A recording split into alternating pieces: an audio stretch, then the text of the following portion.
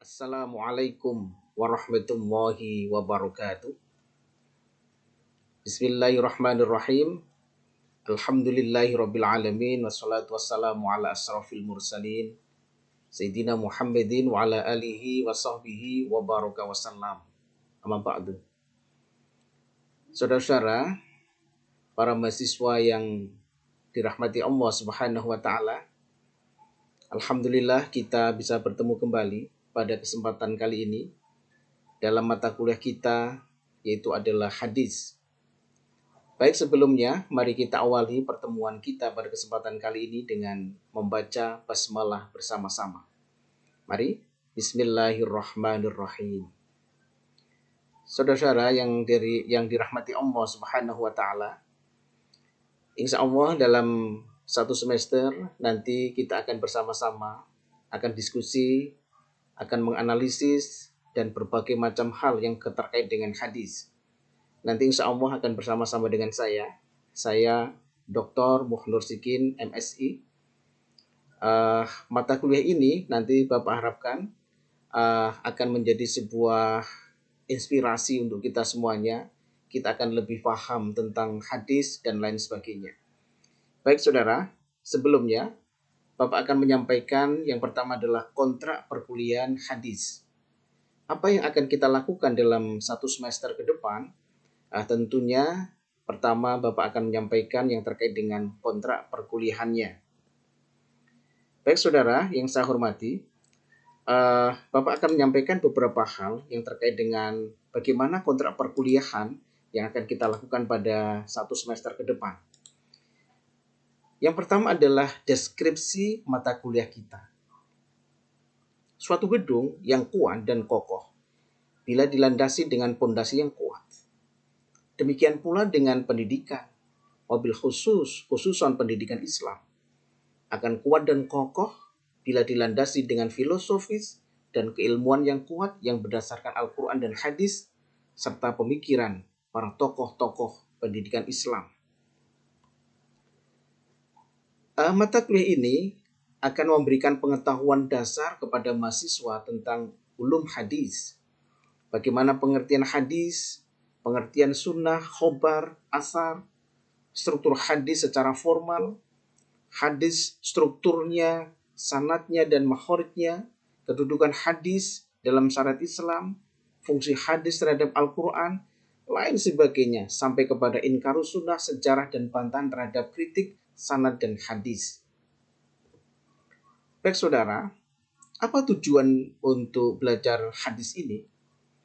Setelah mengikuti perkuliahan ini, kita harapkan mahasiswa mampu memiliki pengetahuan dan wawasan tentang ilmu hadis, menjadikannya sebagai dasar filosofis dan pendidikan Islam kontemporer. Kompetensi dasar. Yang pertama adalah bagaimana mahasiswa mampu memahami ajaran Islam yang terkandung dalam hadis-hadis Nabi Muhammad SAW dengan pemahaman yang mendalam. Yang kedua, menerima dengan kritis pentingnya ilmu-ilmu tentang al-hadis. Dapat menerapkan teori-teori ulumul hadis dalam studi hadis. Tentunya kita akan bersama-sama membahas bagaimana pokok bahasan kita. Pokok bahasan dalam mata kuliah hadis yang pertama adalah bagaimana pengertian ilmu hadis, tentang sunnah, tentang khobar dan asar. Yang kedua, bagaimana kita mengetahui secara mendalam struktur hadis secara formal. Bagaimana kita mengetahui hadis, bagaimana strukturnya sanad dan mukhorijnya. Kedudukan hadis dalam syariat Islam, fungsi hadis terhadap Al-Quran, sejarah hadis yang meliputi prakodifikasi dan kodifikasinya, pengertian sejarah dan cabang-cabang ilmu hadis, dan juga pembagian hadis secara umum. Bagaimana kita bisa mengidentifikasi hadis sahih, syarat dan macam-macamnya, hadis dhaif, syar dan macam-macamnya, hadis maudhu, pengertian, faktor dan kriteria kepalsuannya, sampai kita akan mengetahui pengertian objek kajian dan lafaz-lafaz ilmu jahr dan wa ta'dil, sampai kepada inkarus sunnah, sejarah dan bantahan terhadap kritik, sanad hadis. Baik saudara, selanjutnya proses pembelajaran yang akan kita lakukan dilaksanakan di kelas daring dengan menggunakan ceramah, tanya jawab, cooperative learning, diskusi, penugasan, UTS, ujian akhir semester, ceramah, tanya jawab, cooperative learning, diskusi. Semuanya itu nanti bisa kita melalui Zoom, melalui YouTube, melalui WhatsApp, Google Classroom, Google Meet, dan lain sebagainya. Kita kondisional untuk melaksanakan kegiatan perkuliahan kita. Baik saudara yang saya hormati, pendekatan dan strategi perkuliahan kita, ada dua pendekatan yang akan kita gunakan dalam pembelajaran kita. Yang pertama adalah pendekatan humanities learning. Dosen akan menghargai sepenuhnya pengetahuan mahasiswa. Bagaimana silahkan mahasiswa bisa bereksplorasi secara mendalam, kita tetap menghargai bagaimana pengetahuan mahasiswa. Dalam strategi pembelajaran ini menggunakan active learning. Dimungkinkan mahasiswa berperan aktif dalam proses perkuliahan. Silahkan Anda bisa bereksplorasi. Anda bisa membaca buku, Anda bisa membaca jurnal, Anda bisa membaca makalah, ataupun yang lain yang terkait dengan hadis. Yang kedua, pendekatan kedua adalah pendekatan mukiti. Bagaimana perkuliahan kita itu menyenangkan. Walaupun kita daring, bagaimana tetap menyenangkan, unik, kreatif, inovatif, demokratis, dan juga inspiratif. Diharapkan dengan perkuliahan kita, bagaimana kita tetap mengedepankan nilai-nilai demokratisasi akademik dan juga inspirasi ke depan. Tentunya dalam pembelajaran hadis, Anda akan mengeksplorasi, Anda akan bereksplorasi secara mendalam, bagaimana kita akan mengetahui secara mendalam yang terkait dengan hadis. Baik saudara, dalam perkuliahan kita, nanti ada tugas-tugas yang harus kita laksanakan. Ada dua tugas yang Bapak klasifikasikan. Yang pertama adalah tugas fardhu ain, yaitu adalah tugas yang wajib dilakukan oleh setiap mahasiswa. Yang saya sampaikan adalah tugas mandiri. Yaitu yang pertama adalah membaca buku atau membaca jurnal, baik itu online ataupun offline, yang relevan dengan ilmu hadis. Tugas ini silahkan Anda review. Kalau membaca jurnal, silahkan jurnal itu direview. Selanjutnya apa? Dikumpulkan pada pertemuan ketiga. Ini adalah tugas wajib yang harus dilakukan oleh setiap mahasiswa. Selanjutnya, tugas wajib yang kedua, tolong diperhatikan semuanya, membuat makalah terkait hadis. Tulis satu hadis yang terkait dengan pendidikan. Bagaimana asbabul wurudnya, bagaimana maksud hadis itu, dan analisis hadis itu, hubungan hadis itu dengan pendidikan. Selanjutnya, tugas dikerjakan secara individu atau mandiri, makalah diketik spasi tunggal minimal 5 halaman. Dikumpulkan sebagai tugas UTS. Dikumpulkan pada jadwal UTS, dan selanjutnya bisa dikirim juga melalui internet dengan alamat email ayahnursikin@gmail.com. Ini adalah tugas UTS yang sudah Bapak sampaikan di depan. Jadi ketika nanti Anda pas jadwal UTS, tidak ada persoalan kapan UTS-nya dan lain sebagainya. Sudah Bapak sampaikan di depan bahwa tugas UTS mengerjakan ABC dan lain sebagainya. Baik saudara, selanjutnya adalah tugas kelompok. Bapak katakan dengan tugas fardhu kifayah. Yang pertama adalah membuat makalah sesuai dengan topik standar kompetensi perkuliahan. Tugas dikerjakan secara berkelompok. Makalah diketik 1,5 spasi dengan Times New Roman, minimal 10 lembar. Nanti dipresentasikan pada pertemuan ketiga, yaitu 2 kelompok atau sesuai dengan kebutuhan akademik. Baik saudara, selanjutnya tugas itu dikirim melalui internet dengan alamat email ayahnursikin@gmail.com. Saudara, ini penting sistematika penulisan makalah, yaitu adalah pendahuluan, selanjutnya adalah pembahasan, Dan selanjutnya analisis, kesimpulan, dan daftar pustaka. Ini diperhatikan untuk semuanya. Baik saudara, selanjutnya nanti untuk pembagian kelompok ini akan Bapak sampaikan lewat grup WA kelas. Nanti akan Bapak sampaikan siapa kelompok 1, siapa kelompok 2, siapa kelompok 3, dan seterusnya. Oleh karena itu, inilah yang penting yang harus Anda catat bersama, yaitu adalah judul makalah. Nanti ketika Bapak sudah menyampaikan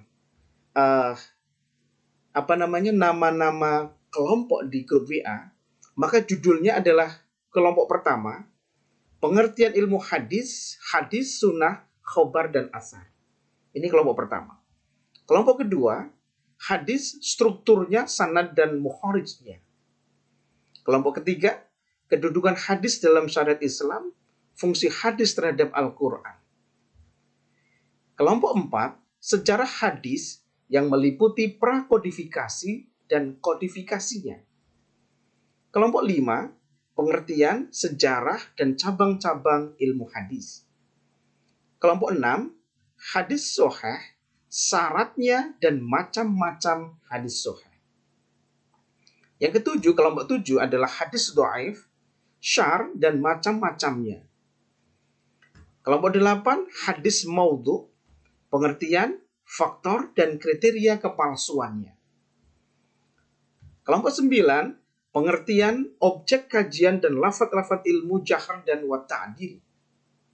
Dan yang terakhir, kelompok 10, pengertian dan pengenalan takhrij hadis, inkarus sunnah, sejarah, dan bantahan terhadap kritik sanad hadis.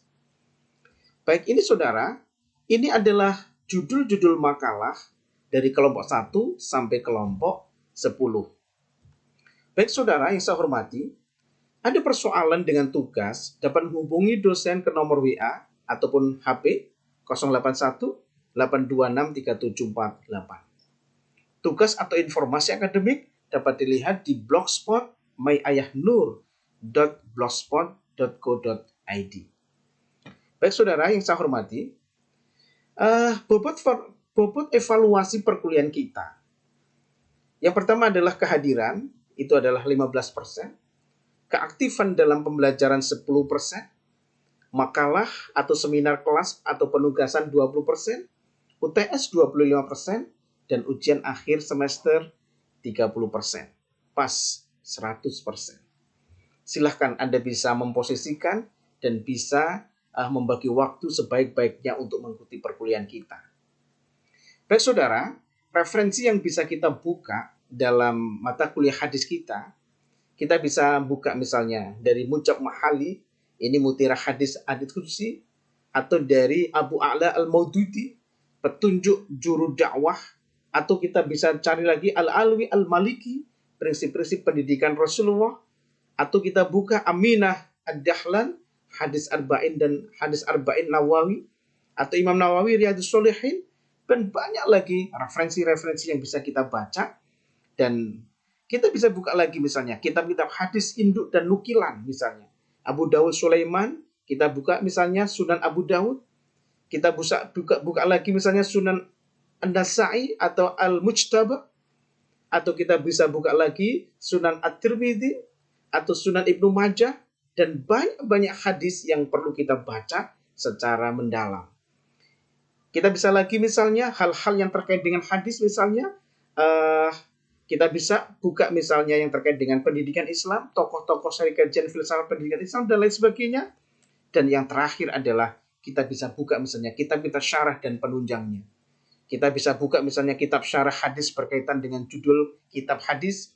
Kita bisa mungkin antara lain adalah Syarh Al-Bukhari, Fathul Bari, atau kita buka lagi kitabnya Syarah Muslim, Al-Minhaj, Al-Imam An-Nawawi. Kita bisa buka lagi misalnya Syarah Bulughul Maram, Subulus Salam, dan lain sebagainya. Dan semuanya, kitab-kitab syarah dan penunjangnya juga bisa kita buka secara mendalam. Dan tentunya buku-buku hadis yang relevan dengan perkuliahan kita. Inilah saudara, yang terkait dengan kontrak perkuliahan kita. Insya Allah secara mendalam kita akan bisa fahami bagaimana perkuliahan hadis kita secara mendalam, dan kita akan bisa bersama-sama mengikuti dalam satu semester. Baik saudara, inilah yang Bapak sampaikan. Tolong Anda bisa pahami secara baik dari awal sampai akhir apa yang Bapak sampaikan. Mudah-mudahan bisa difahami secara baik, dan silahkan Anda bisa kerjakan dengan baik pula, dan insya Allah mudah-mudahan sukses selalu dan selalu dijaga kesehatan kita. Terima kasih sekali. Sampai ketemu lagi pada kesempatan yang akan datang. Wabil hidayah wa taufik. Wassalamualaikum warahmatullahi wabarakatuh.